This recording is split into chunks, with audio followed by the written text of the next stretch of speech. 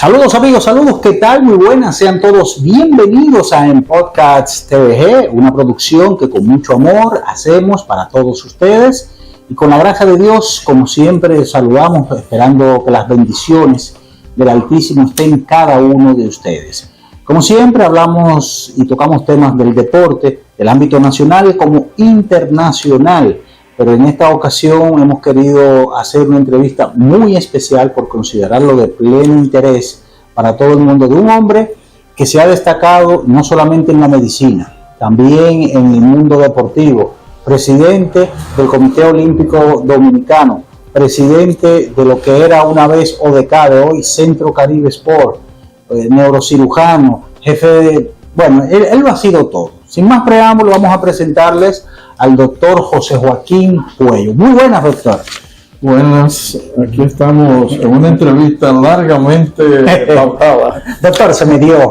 Insistí, se me dio. Doctor, usted nace un 25 de septiembre de 1940 en la provincia de San Juan de la Maguana. Sí. El mayor de 3 hijos, donde su hermano, obviamente todo el mundo lo conoce, el licenciado Juan Francisco Puello Herrera, presidente de la Confederación del Caribe, y su hermana también, que también María Elisa. Sí.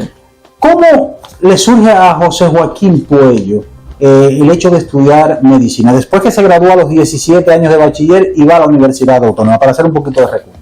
Bueno, yo creo que esencialmente habría que decir que la vocación en términos neurofisiológicos es curiosa. La vocación de un joven cuando sale de los cursos secundarios, sobre todo lo que en aquella época se llamaba la normal, la vocación se va forjando poco a poco en el hogar. Los padres influyen sobre todo en los pueblos donde la interacción personal es mucho más fluida. Influye las personas que uno ve trabajando, qué hacen, etc. Y por último, hay una influencia que todo el mundo sabe que nos ocurre a todos, y es aquellos libros o aquellas obras que uno lee en la escuela o que los padres de uno les ofrecen para que uno las lea. En mi caso, yo leí un libro que me entregó mi padre. Yo tendría cerca de 13, 14 años. El libro todavía ustedes lo pueden conseguir. Se llama Cuerpos y Almas. Es un libro escrito por uno de los grandes escritores, valga la redundancia, holandeses, que se llamó Maxim van der Merwe. Y ese libro trata la historia de un médico joven, neurocirujano, en la Primera Guerra Mundial. Es un libro novelado, pero no es solamente ficción, es lo que él hizo, lo que ese neurocirujano joven hizo durante la Primera Guerra Mundial. Recuerden que para la época, en la Primera Guerra Mundial, la neurocirugía estaba en pañales.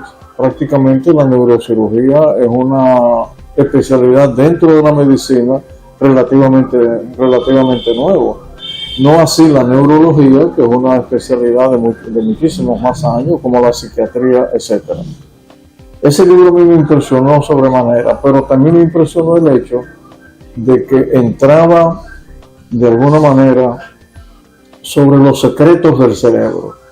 Entonces, desde muy pequeño, de mis años escolares, me impresionaba sobremanera este órgano que está aquí dentro, rodeado, es el único órgano del organismo rodeado de hueso, que me impresionaba sobremanera. A medida que yo fui creciendo, mis padres eran maestros y me daban libros.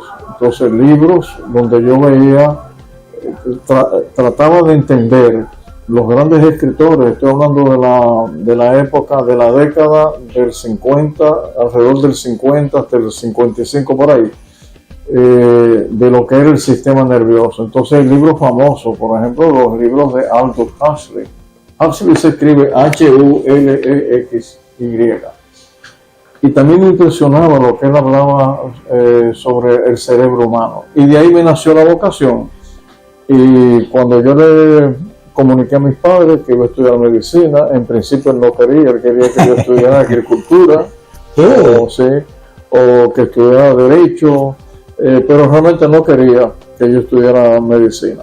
Cuando finalmente se lo comuniqué, entonces me leyó la cartilla de arriba abajo.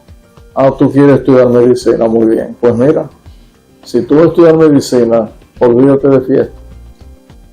Olvídate de que tú vas a pasar una noche bailando, tomando tragos. No puedes, un médico no puede hacer eso. Olvídate de que vas a tener sábados y domingos. A ti te van a llamar a las 3 de la mañana un domingo. Y cuando tú estés un día con tu novia de entonces, o tu futuro esposo, o tu esposa y tus hijos, celebrando un cumpleaños, te van a llamar en el medio del cumpleaños. Y tú vas a tener que salir de ese cumpleaños a atender a un paciente. Y me dijo, si tú estás dispuesto a hacer ese tipo de sacrificio y hacerlo bien, estudia medicina. Ahora, si tú no estás dispuesto, no estudie medicina, porque es una carrera que además te va a exigir que tú estudies todos los días, van a hacer muchas horas en el quirófano, muchas horas en un hospital, y no vas a tener, me insistió, y no vas a tener vida privada. Dicho y hecho. Así ha sido. Doctor, ¿qué significó para usted, ya yéndonos más adelante, 64-71, usted dice a Oxford, Inglaterra, una sociedad mucho más avanzada, con un nivel de desarrollo? ¿Para usted qué significó? Yo me pellizco todavía. ¿Cómo que usted se pellizca? Yo no lo creía.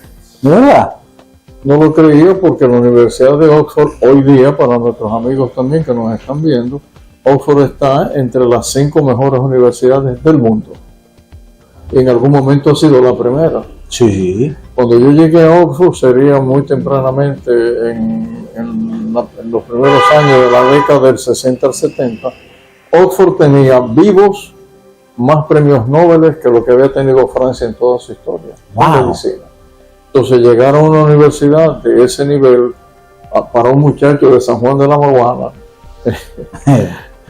y salir directamente hacia Inglaterra, a una de las grandes universidades del mundo, porque Oxford fue la segunda universidad en la historia del mundo. Fue la segunda universidad. La primera es una universidad italiana. Y Oxford data del siglo X. Entonces, para mí era increíble que yo estuviera caminando por las calles de Oxford y estuviera en el hospital universitario y me pellizcaba. Todavía hoy día yo me pellizco. No lo ¿Cómo creo. que usted se pellizca, doctor? Porque no creía que estaba allá. Para mí fue algo extraordinario. Se lo debo a la diligencia que hizo el doctor Ney Arias Lora. Ah, sí. Yo trabajé con el doctor Arias Lora, un gran cirujano. Inmediatamente yo terminaba la carrera de medicina y en los primeros meses después de graduado. Y entonces él había logrado que yo me fuera para Francia a estudiar en París, sobre todo en la famosa Escuela de Medicina de la Salpêtrière. Pero unos meses, un mes antes de irme, le comunicaron al doctor Arias que ya yo no podía ir hasta el año entrante, y es cuando él entonces se comunica con quien fue su profesor. El doctor Arias pasó 2 años en Oxford. Se comunicó con el profesor de él, que fue luego mi profesor. Aquí yo tengo la fotografía de él, el profesor Penny Baker, que está con la botella de champán. Okay. Y él le comunicó, si él viene esta semana, lo aceptan. Y así entonces me fui a Inglaterra. Ya yo había aprendido bastante francés porque iba para París. Y me fui a Inglaterra y solamente sabía decir good morning cuando llegué allá. Pero ahí transcurrieron los años, uno aprende el idioma, la necesidad de comunicarte te arropa, y lo aprendes rápidamente porque tienes que comunicarte. Sí. Los seres humanos somos los únicos seres en la escala biológica que nos comunicamos con el habla. Ya no hay ningún otro ser en el planeta que se comunique con el lenguaje. Entonces, la gente que va a países extranjeros y no habla el idioma, la necesidad te obliga. Y efectivamente, ya al cabo de 3 meses ya yo entendía bastante, y a medida que fueron pasando los años, bueno, pues ya fui aprendiendo el idioma hasta tener el nivel que uno requiere para poder hacer una especialidad. Usted que trató precisamente al doctor Ney Arias Lora, ¿es cierto que era difícil? Ney era una persona extraordinaria de todo punto de vista, reservado, pero, manos de seda. ¿Cómo? Sí. Manos de seda operando. Y sobre todo cerebro frío en la sala de operación. Y tenía otra condición, corazón de león. ¿Cómo? Era muy valiente en el club. Wow. O sea, Ney, yo le ayudé muchas veces y le agradezco todo lo que hizo por mí. Ney era un cirujano excepcional, en una época donde la neurocirugía no es lo que hoy día. La neurocirugía de esos años, comparada con la neurocirugía de ahora, es como tú comparar, ¿qué te digo yo? San Juan de la Maguana, no es peyorativo, no, con una de las grandes capitales del mundo. Eso era la neurocirugía. Ahora la neurocirugía es la especialidad que más ha avanzado en la historia de la medicina en un tiempo relativamente corto, debido a las grandes inversiones que se han hecho, los proyectos lo ha manejado el presidente de la categoría de George Bush, el mismo presidente Obama, donde invirtieron miles de millones de dólares en hacer avanzar las ciencias neurológicas. Y de hecho, las ciencias neurológicas son las que más han avanzado en los últimos 20, 30 años en la historia de la medicina.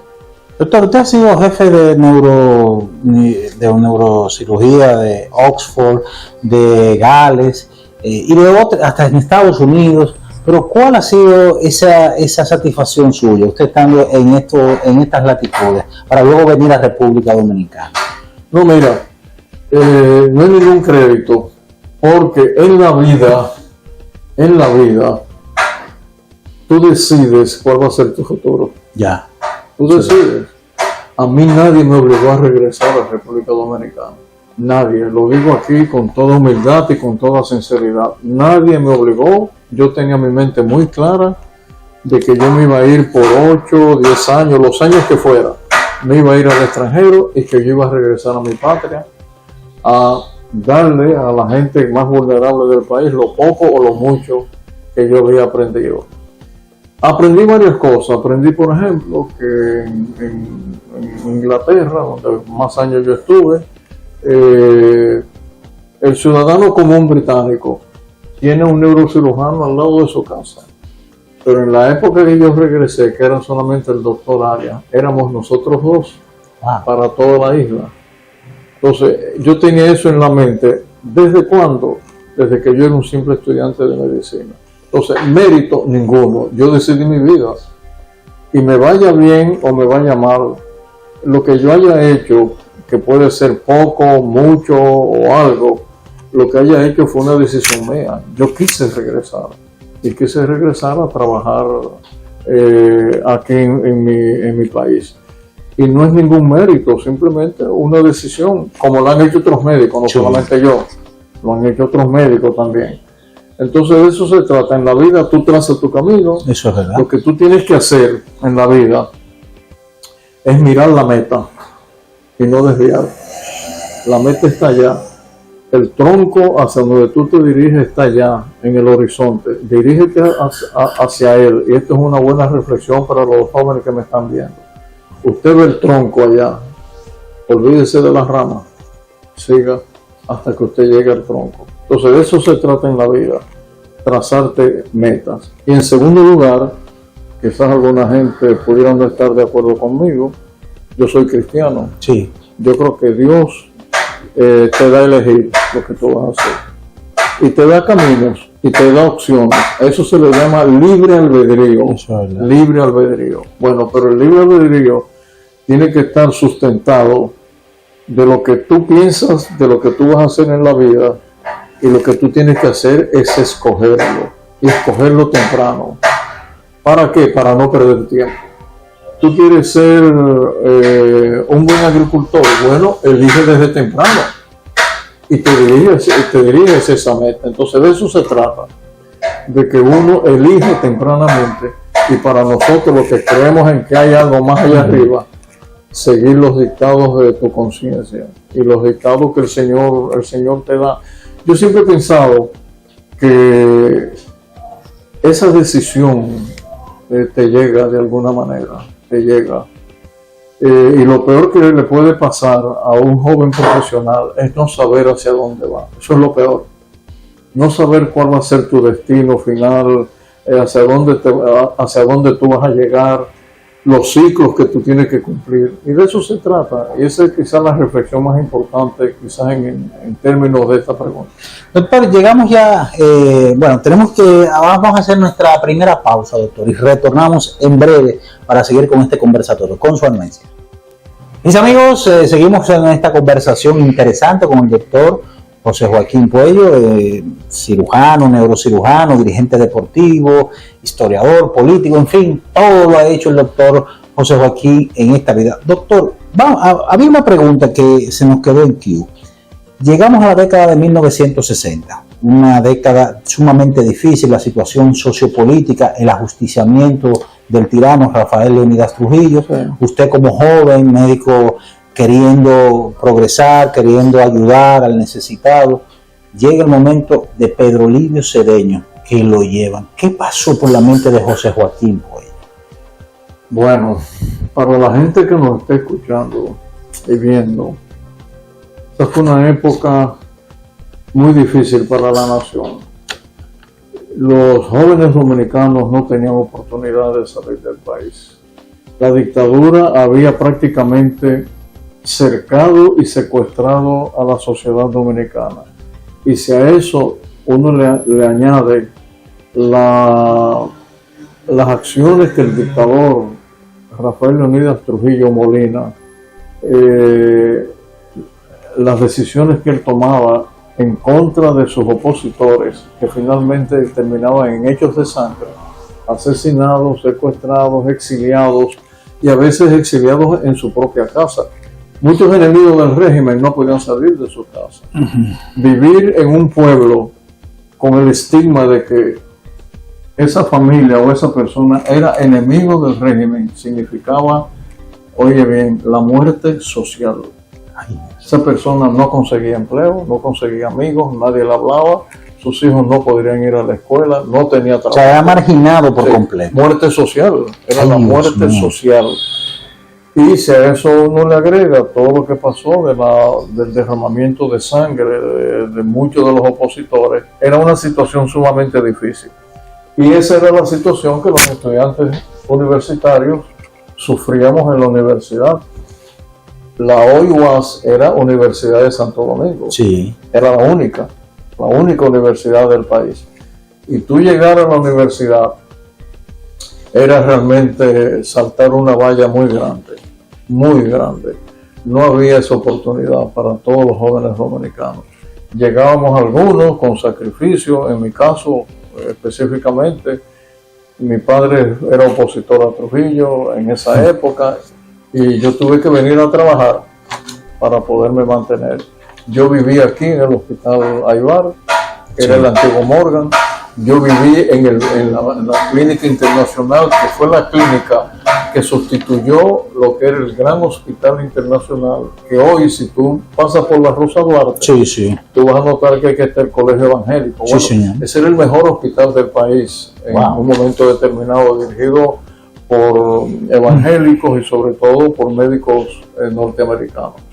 Bueno, fue una época difícil. Sin embargo, mi mejor época en mi vida ha sido los años universitarios, porque los años románticos, los años de lucha, los años de formación de tu carácter, porque en la universidad es como en las escuelas militares, tú entras un niño y sales un hombre. Eso es verdad. Tú entras de 17, 18 años y tú sales de 22, 23 años. Y con esto yo le quiero rendir homenaje a mis profesores, o sea, quienes me formaron. O sea, recordar ahora, qué sé yo, recordar ahora al doctor Pablo Íñiga, al doctor Freddy Sallén, al doctor Pérez Placia, al doctor Fabio Mota, al doctor Gómez Rodríguez, al doctor Vaquero, doctor Miranda, tú no te imaginas la sensación de orgullo, de honrar a los que te formaron en la segunda época de tu vida, porque la primera, ¿cuál es? En la escuela primaria y la escuela secundaria. Y de mis profesores de esa época, inclusive mi madre, que fue profesora mía de sexto y de séptimo y de octavo grado, honrar también la memoria de ellos. Y eso me trae a mí a una reflexión que yo le he tenido toda la vida. Si algo importante tiene una nación en desarrollo, son dos columnas. Una que tú te la debes imaginar, la salud. Sí. Porque si usted no nace, ya usted no es nadie. Eso es cierto. Pero si usted nace y no se puede desarrollar desde el punto de vista físico y mental, usted no va a llegar a nada, absolutamente. Pero ¿cuál es la otra columna del desarrollo de una nación? La educación. No, obviamente. No hay, en el mundo actual, no hay, en este mundo de la posmodernidad, no hay un solo país en todo el mundo que se haya desarrollado sin educación. Entonces, de ahí que esos son los dos pilares fundamentales. Y para un joven dominicano, esos años de formación son claves. Cuando tú transpones ya, tu cerebro transpone la fase de maduración previa a una maduración temprana, que es alrededor de los 23, 24 años, porque el cerebro humano se sigue desarrollando hasta los 30 años. Eso lo sabemos ahora. Entonces fíjate que hay un periodo en la vida de nosotros los seres humanos que es un periodo limitado en el cual nosotros o nos desarrollamos o no nos desarrollamos. Y de ahí que yo insisto una y otra vez en algo que es social. La mayor inversión que una nación debe hacer, la mayor inversión del PIB debe ser en salud para comenzar y luego educación. Que las carreteras son buenas, sí, y los edificios también son buenos, y los parques también, todo eso es muy bueno, pero si tú no tienes salud y educación, la sociedad no avanza. Doctor, pero en el caso de cuando pasó con Pedro Livio Cedeño, háganos la anécdota por lo menos. ¿Qué pasó ahí? ¿Usted no sintió esa presión por usted atender ese? Bueno, imagínense ustedes, 10 de la noche, un poquito después de las 10 de la noche, usted está en el hospital y de repente llegan 3 personas. En el caso mío fueron el doctor Marcelino Vélez Santana, el doctor Durán Barreras y un dentista que la gente todavía no lo recuerdo, Bienvenido García, casado con una de las hijas de uno de los grandes generales de la época. Y llegan aquellas 3 personas jóvenes y te dicen a boca de jarro, como decimos, y te dicen: acabamos de matar a Trujillo. Ay, Dios mío. Aquel monstruo, dueño del país, dueño de la vida de todos los dominicanos, dueño de todas las mujeres, dueño de todos los comercios, dueño de todas las factorías, dueño de todas las fincas del país, de todos los caballos, de todas las vacas. O sea, dueño real de la nación. Y tú recibir esa noticia de que ese señor estaba ya muerto y que tú tenías que tratar a uno de los que lo mataron y salvarle la vida. Entonces, la gente se puede imaginar con lo que yo he dicho, lo que eso significaba. Te agrego además que en ese momento del año 61, las cárceles estaban llenas de jóvenes opositores. Ay, Dios mío. En la 40 siendo torturados, o en las salas de tortura que se tenían en el 9 de la carretera que va para San Isidro. Entonces, imagínate cuál sería la impresión de ese joven. Ya yo estaba cursando ya para el 5º año de medicina. Sí. Ese era el momento desde el punto de vista académico. Y entonces operar esa noche. Quien ayuda al doctor Damirón Ricard a operar a Pedro Livio Cedeño soy yo. Quien da la anestesia es un compañero que se llama Sergio Bisonó. Y también teníamos ahí a otro compañero, Irving Franco. Entonces, para nosotros, 3 jóvenes que estamos ya finalizando la carrera de medicina, lo que eso significaba. Ese hecho histórico, por demás, ¿por qué? Porque Pedro Livio nos narra a nosotros cómo ocurrió. Él nos dice cómo fue. En el interrogatorio, antes de llevarlo al quirófano, sí, él nos dice exactamente cómo ocurrió el atentado de esa noche y cómo finalmente terminó la vida de Trujillo. Un héroe nacional, nunca habló en las torturas, nunca denunció a sus compañeros y se mantuvo callado durante los 5 días que estuvo con nosotros. Y eso lo quiero decir ahora porque ha habido muchas historias contradictorias, ¿no? Pero, mis queridos amigos, este testigo está vivo todavía. Pero usted no sintió como que el corazón le latía a mil, porque ustedes sí, porque si se le tiraba el SIN, el Servicio de Inteligencia Militar, ustedes eran hombres ya que eran prácticamente hombres muertos. El corazón a nosotros, bueno, la última vez que supe dónde estaba aquí. Ay, Dios mío, doctor. Y yo debo decir además que Dios ha sido complaciente. Realmente los que intervenimos esa noche nos debieron haber matado esa noche. ¿Cómo? Sí, porque nosotros no denunciamos a Pedro Livio. Wow. Cuando Marcelino Vélez nos dice, acabamos de matar a Trujillo, curen a este compañero, porque para las 6 de la mañana los Trujillos van a estar fusilados. Eso es lo que él dice. Sí. En la época había que cuando llegaba un herido, tú tenías inmediatamente que llamar a la policía y decir que había un herido de puñal o de bala. Wow. Porque si no, tú ibas preso. Esa era la actitud del gobierno de entonces. Y nosotros no solamente no le avisamos a la policía, sino que inmediatamente llamamos a otro héroe, doctor Arturo Damirón Ricard, que fue el cirujano que lo operó. Sí. Él tampoco fue a la policía. ¿Cuándo llega el servicio de inteligencia al hospital? Cerca de las 12:30, 1 de la noche. Que cuando entonces empieza la tortura a él. Empiezan a torturar. Lo torturaron 2 veces. A la esposa, doña Olga, la torturaron una vez. Estaba embarazada de 8 meses, por poco la matan, torturándola. Y en ningún momento nosotros dijimos absolutamente nada. Sí, Johnny Aves, que era el jefe del Servicio de Inteligencia Militar, un monstruo, también un asesino, sí dijo en un momento determinado que todos nosotros estamos involucrados en el evento que pasó esa noche. Porque la pregunta que hoy día los historiadores deben hacerse: ¿por qué llevan a Pedro Livio Cedeño a la Clínica Internacional y no lo llevan al Robert Reed? ¿Le quedaba más cerca el hospital Angelita? Sí, que se llamaba tiene lógica. Le quedaba más cerca, pero le quedaba más cerca también, ¿cuál? La Clínica Gómez Patiño. También. ¿Qué le quedaba más cerca? La Clínica Abreu. También. Le quedaba más cerca para llevar al herido. Entonces, ¿por qué toman toda la Máximo Gómez hasta subir a lo que es hoy la Avenida México para doblar a la derecha y llevarla a esa clínica alejada de donde fue el atentado? Sí. ¿Qué supone eso para los historiadores? Que eso estaba previamente calculado. ¿Por qué?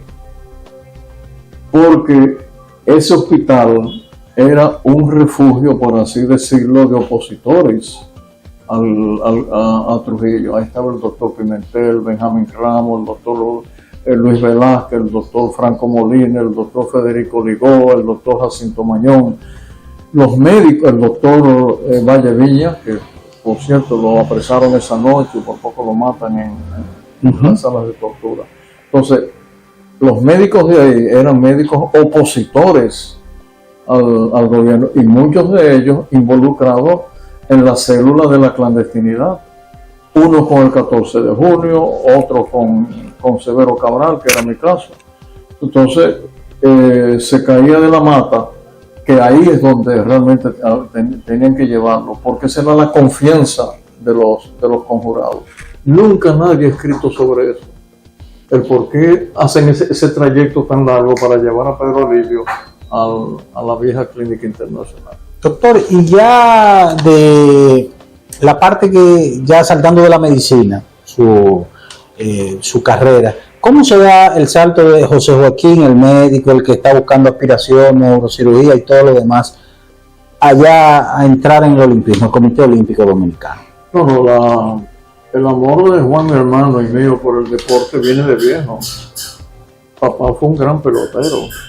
En la década del 30 al 40, inclusive papá llegó a jugar con el Licey, jugaba tercera y shortstop. O sea, que usted es liceísta también. Un pelotero hecho y derecho. O sea, nosotros vivimos el amor por el deporte por nuestro padre, que realmente tenía todas las condiciones como pelotero. Pero obviamente tuvo un accidente bastante feo, una ruptura de la rótula.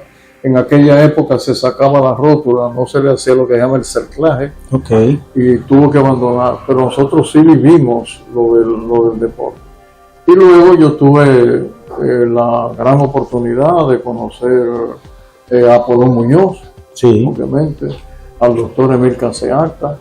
Y cuando yo regreso de Inglaterra, ya estamos en los albores del 74, los Juegos Centroamericanos y del Caribe, y ellos me inscriben a mí como médico para atender a los atletas dominicanos y a los atletas que venían del extranjero. Un compañero de estudio también me convenció, el doctor Aldo Russo, un gran médico dominicano, gastroenterólogo, y a través de ello yo ingreso al deporte más bien para dar asistencia médica. Pasan los años, pertenezco al comité ejecutivo, bueno, y un buen día, después que el ingeniero Muñoz ya dejó la presidencia, entonces yo soy electo presidente del Comité Olímpico. Ni siquiera estaba aquí. O sea, que a usted no le pasaba por la mente de ser el presidente del comité. No, nunca me pasó por la mente. Doctor, de hecho, eso vino de una manera tan suave. Algo fortuito, algo... Sí, que yo mismo ni me lo explico, pero bueno, vino de una manera suave.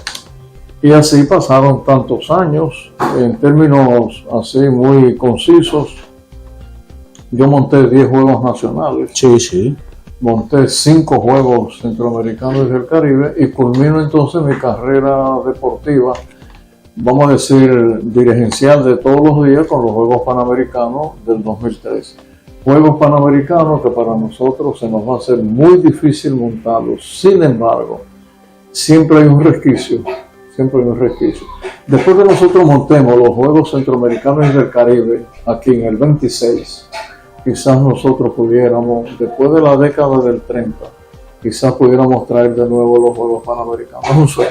Entonces hacemos nuestra segunda pausa y retornamos en breve con más de este conversatorio. Mis amigos, ya estamos de regreso con más en Podcast TVG. Como siempre, les invitamos a que se suscriba a este canal, active esa poderosa campanita de las notificaciones, comente este video y ya usted forma parte de esta gran familia. Estamos conversando con el doctor José Joaquín Puello, eminente médico dominicano, una autoridad, no solamente en la medicina, neurocirugía, sino también ya pasado presidente del Comité Olímpico Dominicano, la ODECAB, que ahora es Centro Caribe Sport.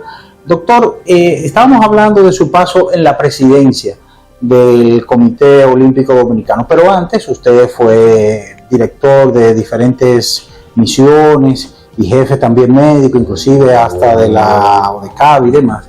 Pero ¿ha habido un caso especial de algún atleta dominicano que a usted le haya impactado? Me refiero, o me explico, alguna competencia que en ese momento él se lesionara y usted lo sintiera, oh mi Dios. Bueno, acuérdate que la primera medalla olímpica nosotros la obtenemos en Los Ángeles. Sí. Entonces, eso fue impactante para nosotros. Nunca habíamos obtenido una medalla olímpica. Entonces, para nosotros en el Comité Olímpico Dominicano, eso fue una fiesta. Ese día en la delegación, nosotros no sabíamos ni dónde ponernos de la emoción. Pero luego ha habido muchas emociones en el manejo de los Juegos Centroamericanos y del Caribe. Por ejemplo, la medalla de oro nuestra en Cuba, en los Juegos Centroamericanos en béisbol, que fue porque nosotros habíamos perdido de Cuba, pero Puerto Rico le había ganado a Cuba y nosotros le habíamos ganado a Puerto Rico. Y ese día nosotros celebramos allá en La Habana, celebramos tanto esa medalla de oro que a un momento determinado, en la fiesta de despedida donde estaba el comandante Fidel Castro, el primer ministro Fidel Castro.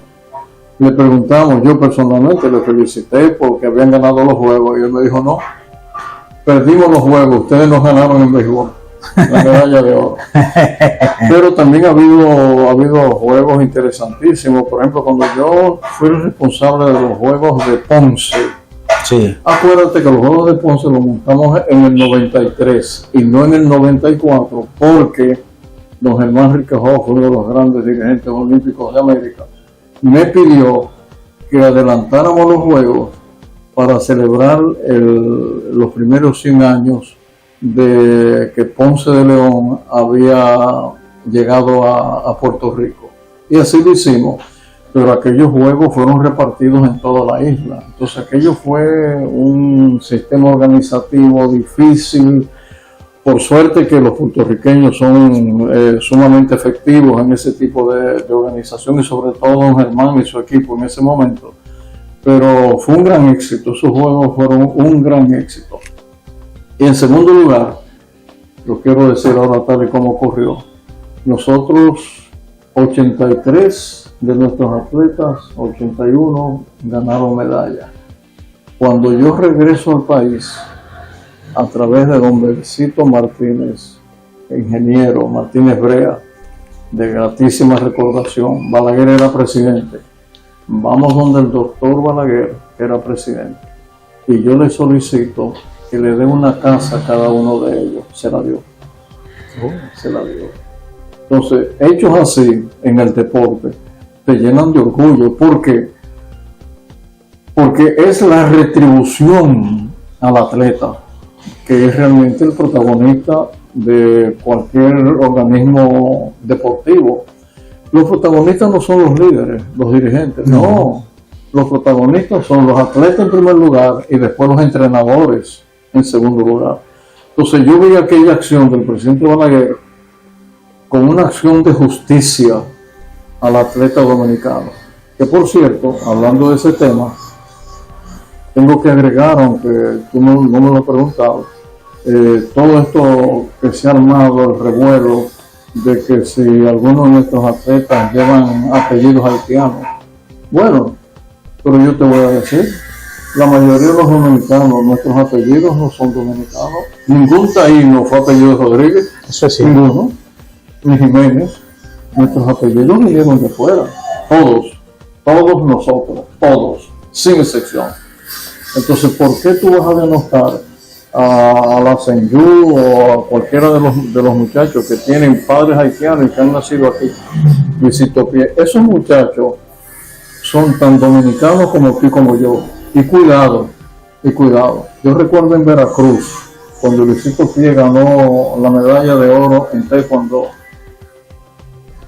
¿Saben los amigos televidentes qué hizo? No aceptó la medalla de oro hasta que no le llevaron la bandera dominicana. No lo aceptó. Que lo querían premiar, dijo que no. Hasta que yo no abrace la bandera dominicana, no me cuelgo la medalla de oro. Entonces, con eso hay que tener mucho cuidado. Con ese racismo, yo quiero utilizar una palabra y subrayarla.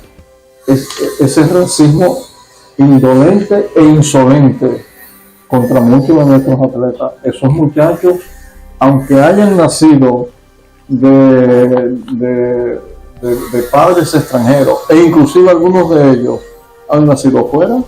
Ahora, doctor, yo tengo... No es verdad que Alex Rodríguez nació fuera. Claro, pero yo tengo un caso. Un gimnasta. Espérate, que Carl Towns nació fuera. Y no es verdad que grandes atletas que nos han dado, bueno, lauros increíbles, como el gran corredor de 400 metros con valla, Félix Sánchez. Félix Sánchez nació en Estados Unidos. Sí. Nació en Estados Unidos y cuando él ganó la medalla de oro en Londres, en los Juegos Olímpicos de Londres, ¿tú sabes lo que tenía en sus zapatos? La bandera dominicana y el nombre de su abuela. Y él nació allá. Sí. Entonces, por Dios, ese racismo y estos ataques a nuestros atletas, no.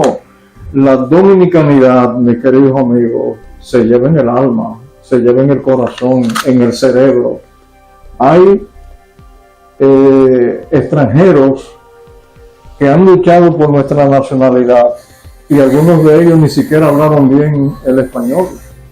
¿O no es verdad que durante el 65, durante la revolución, murieron extranjeros defendiendo nuestra patria? Y eso a ellos no, y a eso a ellos lo hace tan dominicano como el más dominicano de todos. Entonces yo quisiera como que eso se detuviera ahí y que ese tema lo dejáramos aparte, porque además no es un tema que ni nos conviene y además va en contra de la propia identidad nacional. Pero doctor, en los Juegos Olímpicos pasados de Tokio, hubo un joven nacido en Villamella, dominicano, que participó en gimnasia por España, no recuerdo el nombre ahora mismo, y ganó medalla de plata. Claro. ¿Y usted cree que va a haber algún español diciendo esa medalla es mitad dominicana o es mitad española? Sí. El español propiamente lo que va a decir es, no, a mí lo que me importó fue que representó a mi país. Y con los Estados Unidos, el país, como ellos dicen, de las oportunidades, usted sabe la cantidad de jóvenes. Pero cuando España ganó medalla en los Juegos Olímpicos de Moscú, ¿quién estaba ahí? ¿Chicho Civillo? Sí. Y nosotros no podemos tomar este tema como un tema de importancia en el deporte. Esos muchachos que están aquí, que han nacido de padres extranjeros, en el caso de los haitianos específicamente, son tan dominicanos como... Claro, yo estoy de acuerdo con usted. Doctor, ¿hay alguno de los juegos, de los 5 juegos centroamericanos y del Caribe que usted dirigió, montó, que lo que le quedó marcado, que usted dice, wow, estos son los mejores, que usted dice, no solamente por la actuación de la República Dominicana, sino por de manera personal? Mira, todos tuvieron un sello especial, no hay ninguna duda. Cuando yo fui el responsable de los Juegos de Maracaibo, Sí, fui responsable de los Juegos de El Salvador, sí. de Puerto Rico, de México, Ujú. también montamos. Entonces cada juego centroamericano, panamericano o Juegos Olímpicos tiene un sello que te deja marcado y cada uno es absolutamente diferente. Y todos te llegan y tú tienes recuerdos buenos y recuerdos no tan buenos, porque en la dirigencia deportiva tú tienes que despojarte de tu simpatía nacional para tú hacer un acto de inmersión para en la responsabilidad de unos juegos montarlo. Mira, para los Juegos Panamericanos del 2003 yo solamente fui una vez a un evento. Wow. Yo solamente vi un evento cuando ganamos la medalla de oro en voleibol femenino. El único evento que fui, porque esa noche yo estaba medio libre y ya fue el último día de competencia. Sí. Pero cuando tú diriges unos juegos, tú estás en una oficina resolviendo problemas, que falta tal cosa, que no llegó el dinero, que la comida tiene problemas, que hay una queja de parte de Estados Unidos, una queja de parte de los atletas de Argentina, que un dirigente deportivo no se siente bien en el hotel donde está, que no llegó el transporte, que los sitios de competencia o de entrenamiento, mira, que faltó tal cosa. Entonces el dirigente no descansa durante los juegos. El dirigente está en una sala con un equipo de personas que te van resolviendo los problemas. La gente no se imagina la complejidad de unos juegos. Está muy bien cuando tú lo ves por televisión, pero esa es la parte final de los juegos. Para tú llegar ahí a presentar un programa deportivo, tienen que pasar tantas cosas que yo ni siquiera la quisiera mencionar. Pero cada juego te llena. Y cuando tú terminas, se te hace un nudo en la garganta porque tú sabes que cumpliste un cometido. Mira, yo vi cosas en mi época deportiva increíbles. Yo recuerdo cuando terminamos los Juegos de Los Ángeles, eso fue en el 84, antes del Seúl. En la ceremonia final, estaba en pleno periodo de guerra Israel contra los países árabes. Yo vi desfilar en la ceremonia de clausura a los atletas de Israel abrazados con los atletas árabes. Wow. Eso salió en la portada del mundo. Eso fue un choque inclusive. Enemigos se están matando a base de ametralladoras y misiles y eso. Sin embargo, en los Juegos de Los Ángeles los vi con mis propios ojos desfilar abrazado un atleta árabe o los atletas árabes con atletas judíos. Entonces de eso se trata, de que el deporte es un órgano o una actividad no solamente de la paz, de llevar la paz, no, es de disciplina, es de convivencia, es de juego limpio. El deporte debería ser una materia esencial en nuestras escuelas, al igual que la literatura, exactamente, igual que la matemática. El deporte debe ser una materia esencial en la formación de nuestra juventud. Si José Joaquín Pollo tuviera que dar su top 3 de los mejores atletas de República Dominicana, ¿cuál sería? Es que son muchos y de diferente nivel.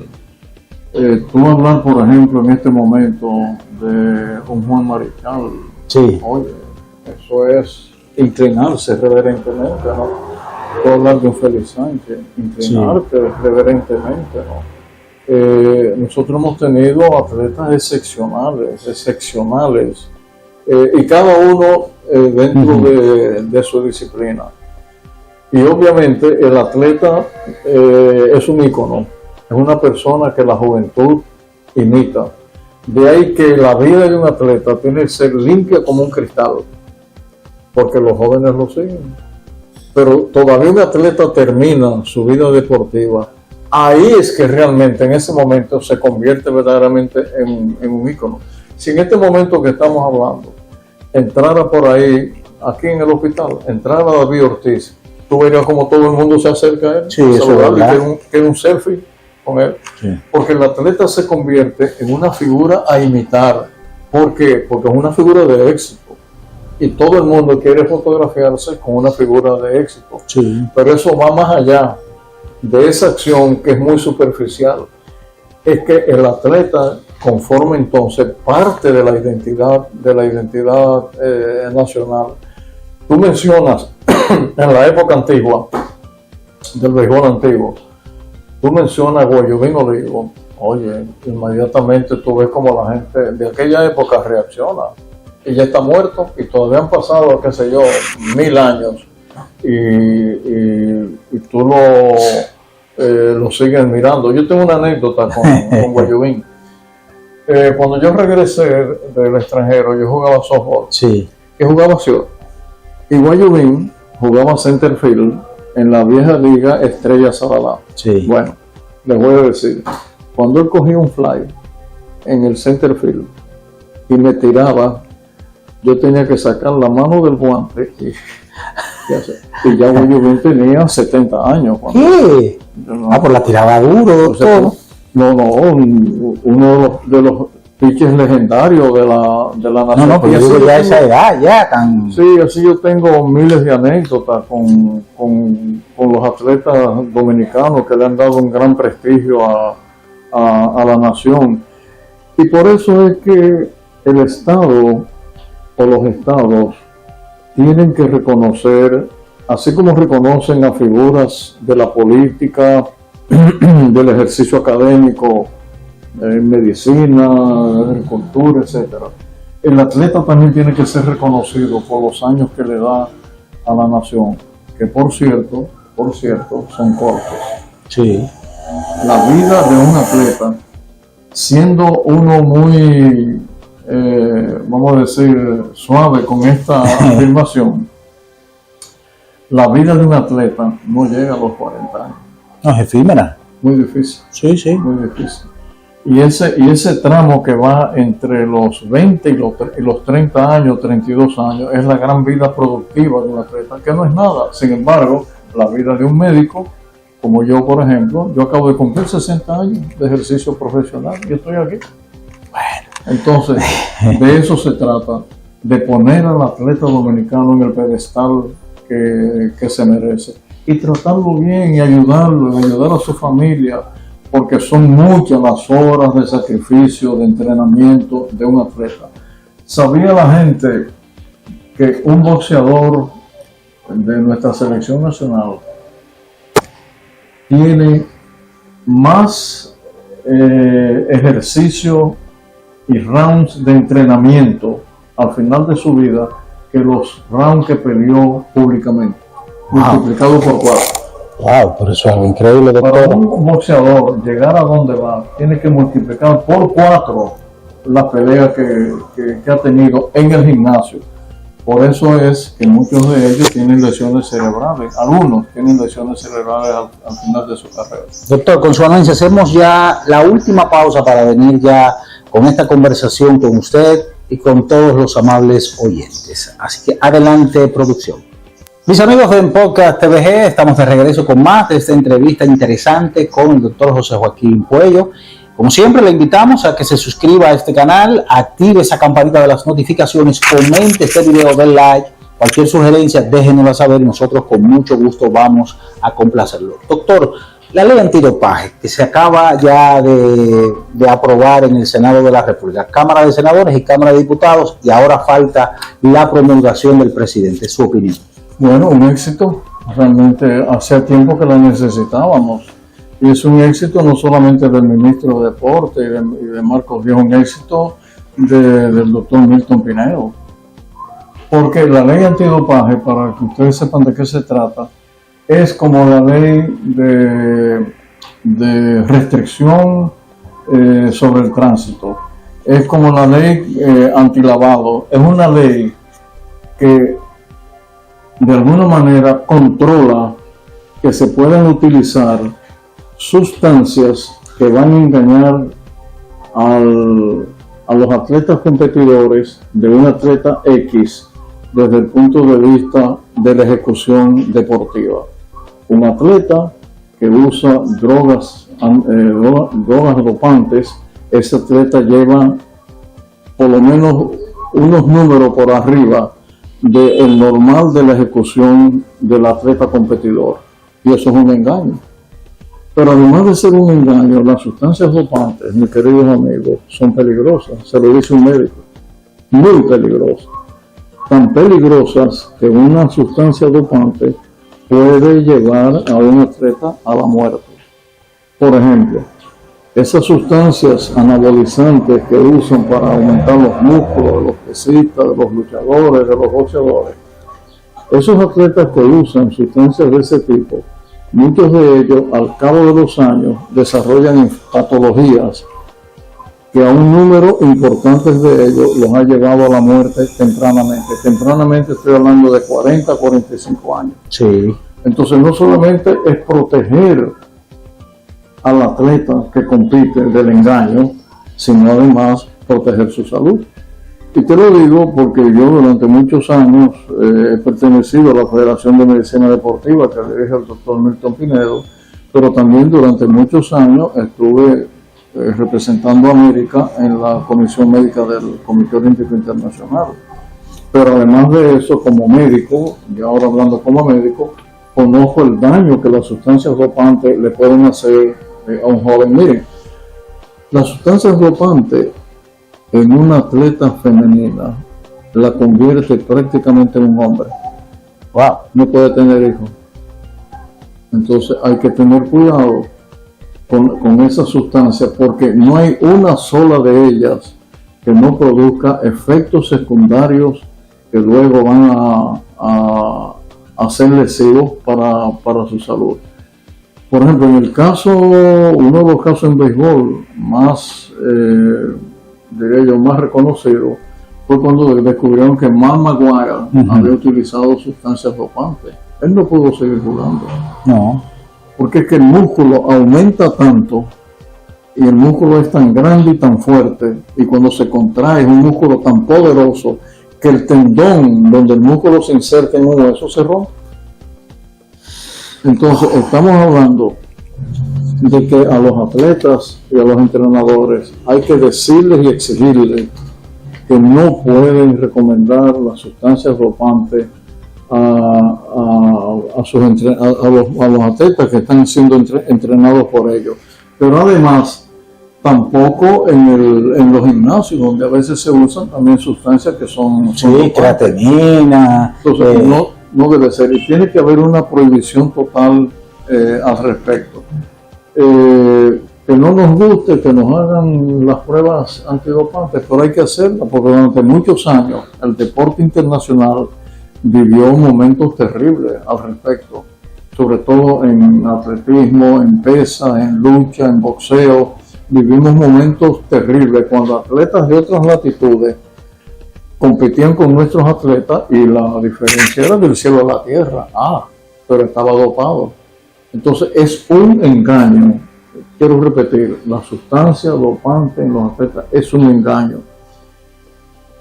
Y lo principal de la filosofía olímpica, ¿cuál es? Juego limpio, lo que en inglés se llama el fair play, sí. Juego limpio. Mira, el joven que aprende a jugar limpio en el deporte, que no le mete la pata, no le mete el pie, perdón, a un compañero que va a encestar un canasto, o que le da un golpe prohibido en un juego de fútbol. El atleta joven que aprende a jugar limpio, óiganlo bien lo que yo le voy a decir, ese mismo atleta, cuando sea un ciudadano común, va a jugar limpio. Va a jugar limpio. Porque el cerebro de los jóvenes se moldea.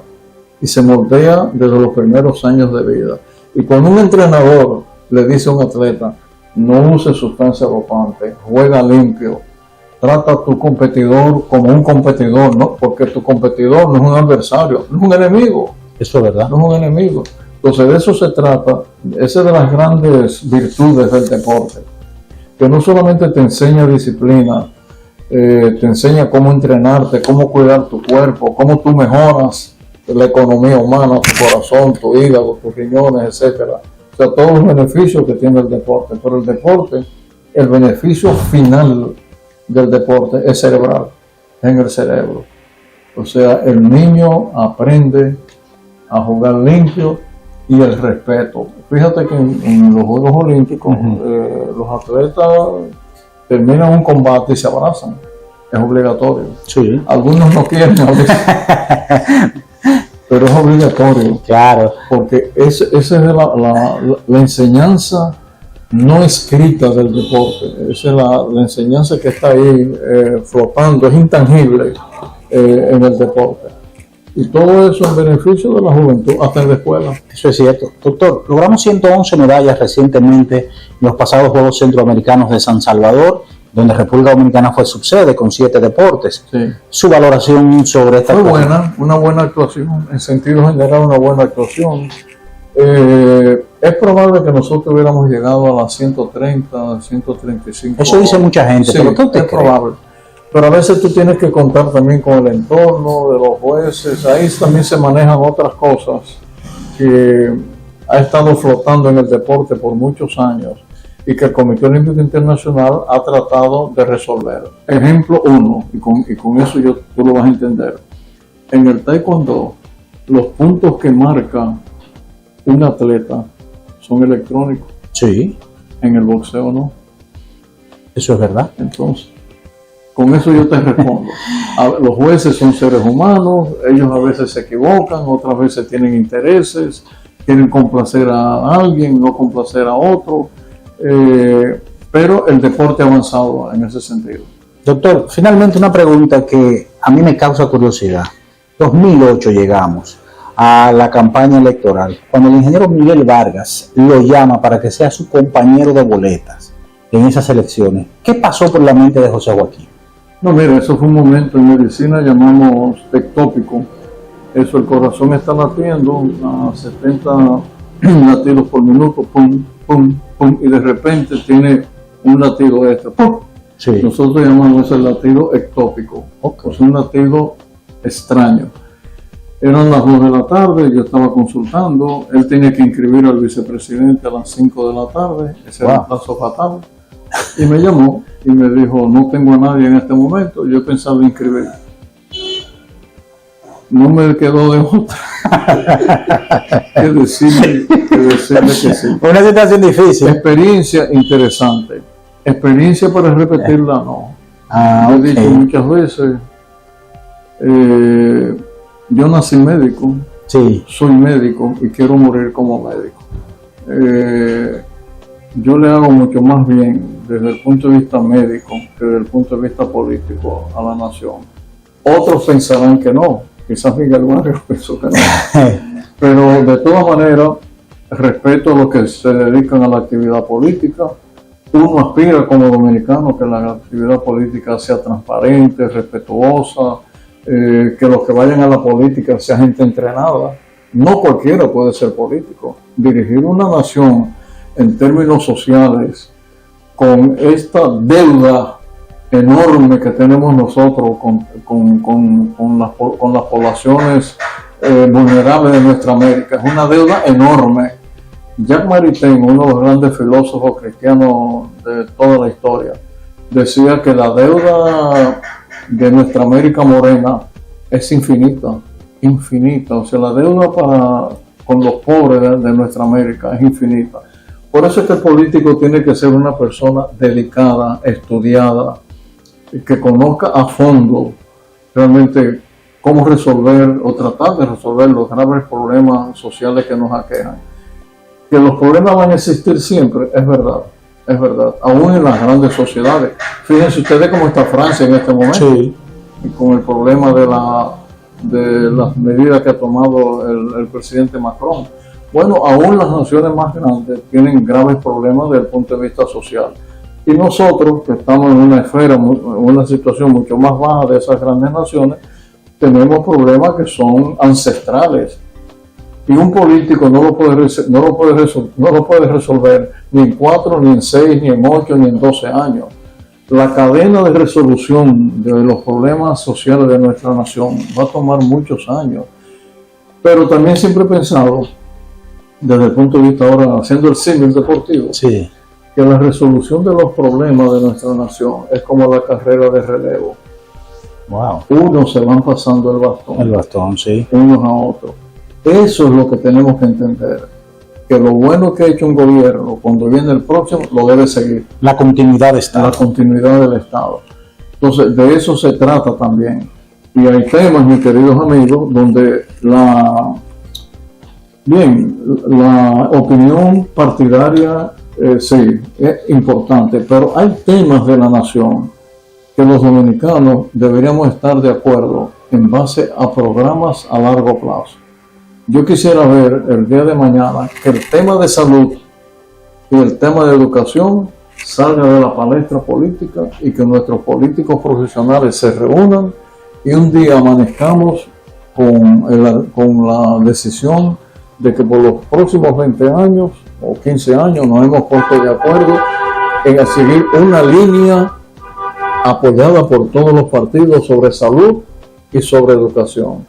Si nosotros lográsemos eso, la nación daría un paso gigantesco de ponernos de acuerdo en aquellas cosas que sí o sí, que tenemos que ponernos de acuerdo para poder llevar esta sociedad a niveles más altos y sobre todo más justos.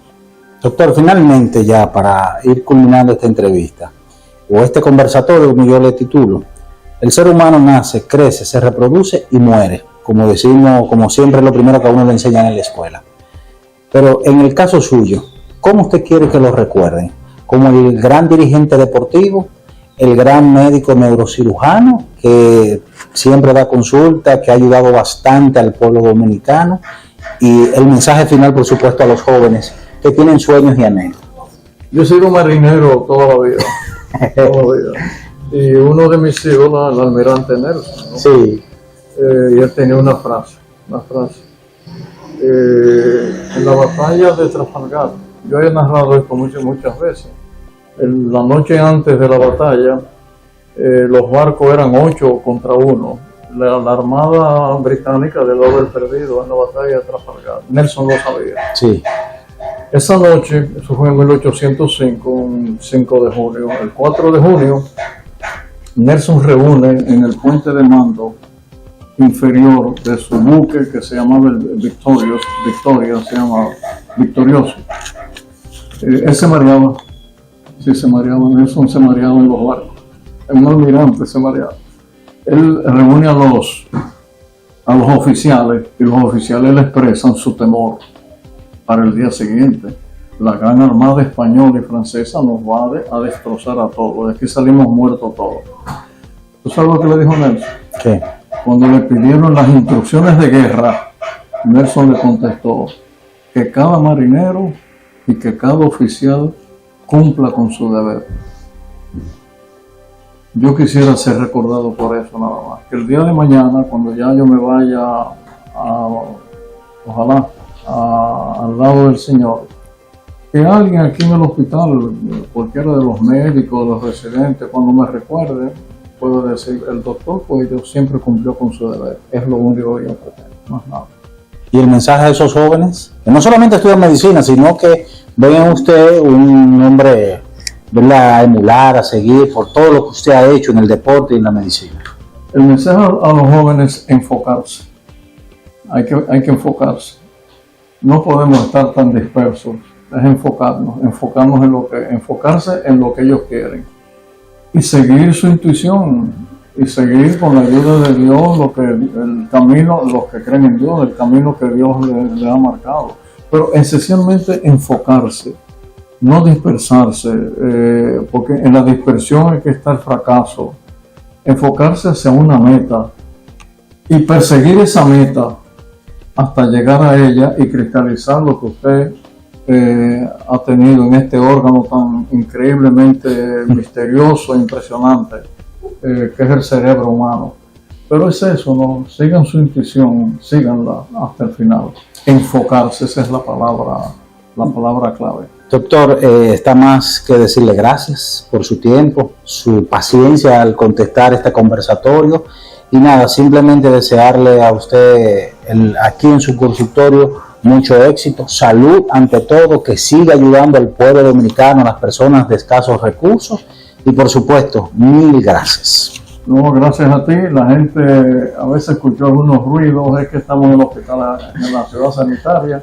Estos amigos no se acuerdan, saben que estamos reunidos por un barrio sumamente poblado, pero qué bueno que lo hicimos aquí en la ciudad sanitaria, sí. Un hospital para los pobres. Bueno, señores, a ustedes simplemente suscríbase a esta plataforma en Podcast TVG, déjenos saber sus impresiones, active esa campanita de las notificaciones, comente este video, de like y nosotros con todo el gusto ya vamos a contestarle cualquier interrogante. Juan Minaya se despide, hasta otra próxima entrega de Podcast TVG. Hasta la próxima.